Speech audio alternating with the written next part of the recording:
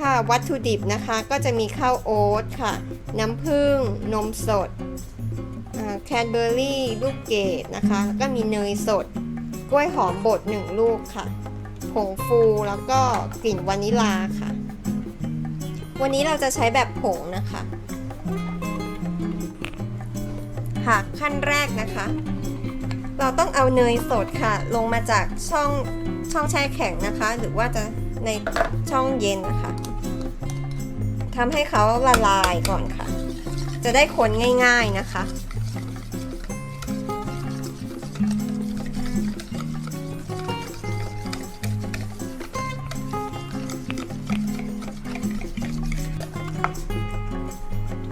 จากนั้นนะคะเราก็จะใส่นมค่ะนมสดค่ะลงไปคนค่ะคนจนกว่าเขาจะเป็นเนื้อเดียวกันเลยนะคะ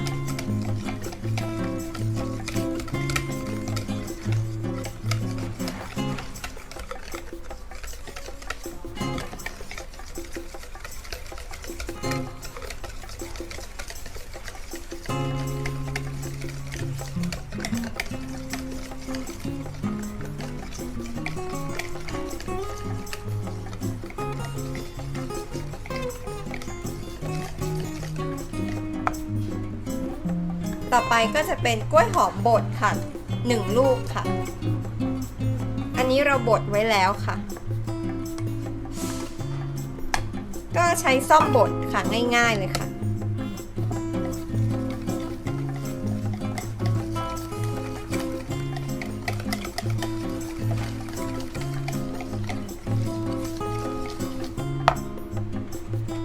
อันนี้ก็จะเป็นน้ำผึ้งนะคะ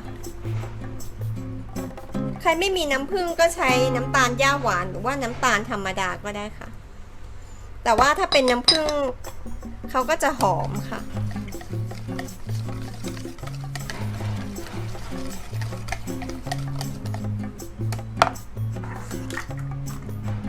อันนี้จะเป็นข้าวโอ๊ตนะคะเราจะไม่ใช้แป้งเลยค่ะอันนี้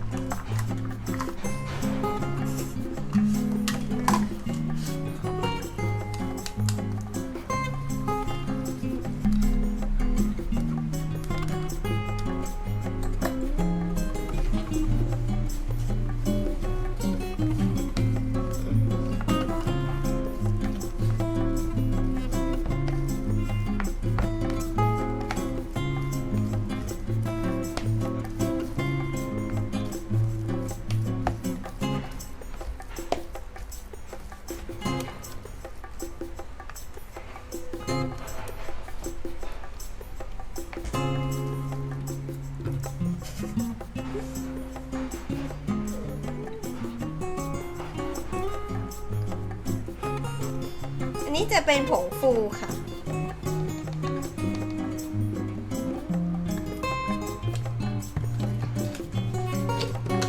ผงฟูนี่ถ้าเก็บไว้นานๆคุณภาพจะเสียนะคะเขาจะไม่ฟูค่ะถ้าเก็บไว้นานๆก็ทิ้งไปได้เลยค่ะหรือว่าใครจะเอาผงฟูไปแช่ผักก็ได้นะคะเพื่อล้างสารพิษค่ะแล้วต่อไปนะคะเราจะใส่วานิลาผงค่ะ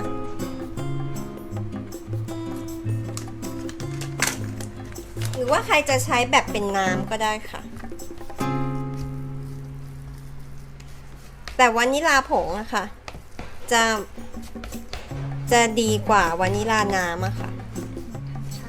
มันธรรมชาติกว่าค่ะ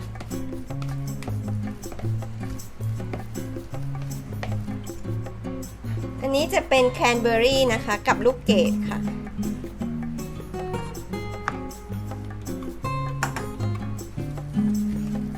เพิ่มความหวานค่ะ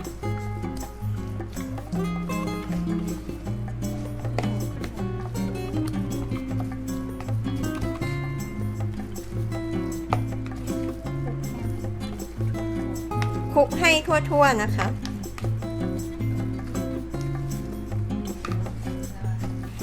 อันนี้เราไม่ใช้แป้งเลยนะคะสูตรนี้ค่ะ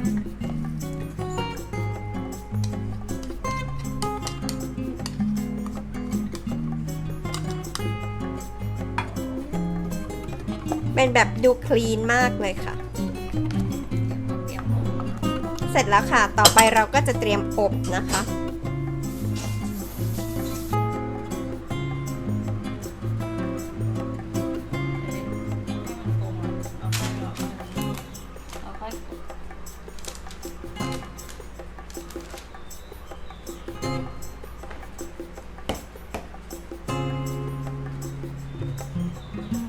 ทำให้เขากลมๆนะคะ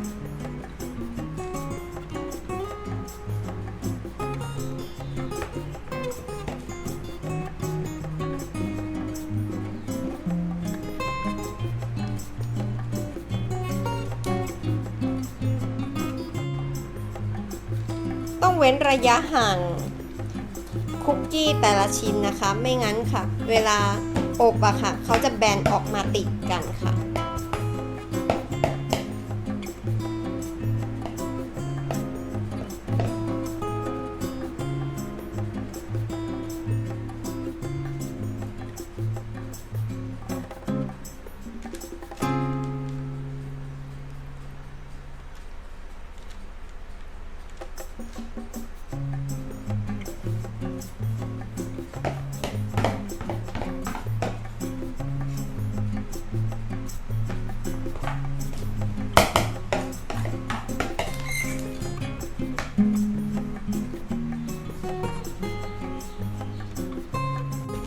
จากนั้นนะคะเราก็จะใช้ซ่อมค่ะกดให้เขาแบนนิดนึงค่ะเพื่อให้เขาสุกให้ทั่วกันนะคะ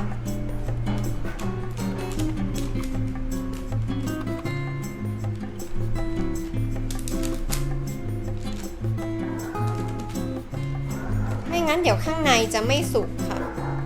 แล้วข้างนอกจะเกรียมก่อนค่ะ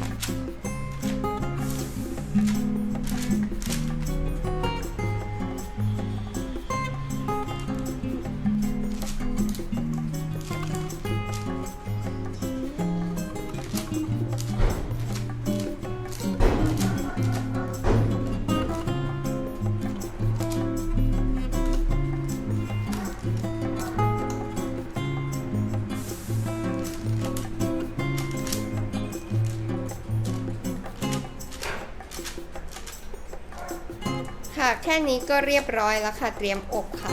ในการอบนะคะเราจะพรีฮีทที่180องศาเซลเซียสนะคะแล้วก็หลังจากพรีฮีทนะคะเราก็เอาคุกกี้เข้าไปอบค่ะประมาณ10นาทีค่ะ8-10นาทีค่ะแล้วแต่เตาอบของแต่ละบ้านนะคะ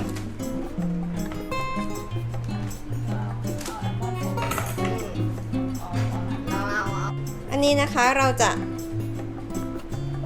ตกแต่งนะคะโดยการใช้อัลมอนด์ค่ะเพื่อความสวยงามค่ะ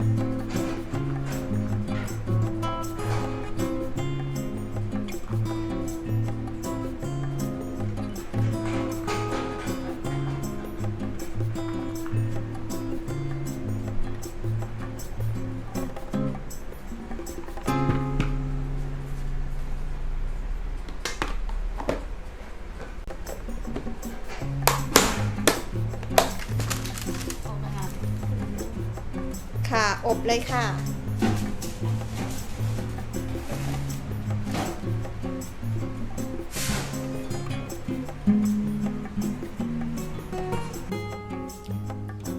ค่ะอันนี้ก็อบเสร็จแล้วนะคะหลังจากอบเสร็จนะคะเราต้องรอให้เขาเย็นก่อนนะคะเขาก็จะกรอบขึ้นค่ะถ้าร้อนๆค่ะเขาก็จะยังไม่กรอบนะคะ